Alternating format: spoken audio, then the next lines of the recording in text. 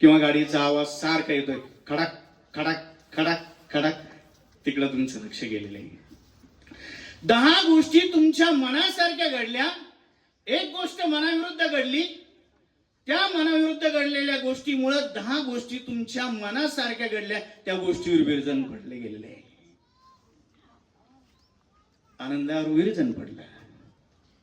मला सांगा, जो समोरचा व्यक्ती फोनवर बोलतोय, त्याचा ओळख नाही, परिचय नाही, संबंध नाही, काही नसताना तो येतो, आल्यानंतर तुम्हाला दृष्टी देतो आणि तुम्ही दुःखी होऊन जाता. एवढे तुम्ही कमजोर आहात का? कुणी यावं तुम्हाला पुश करून जावं?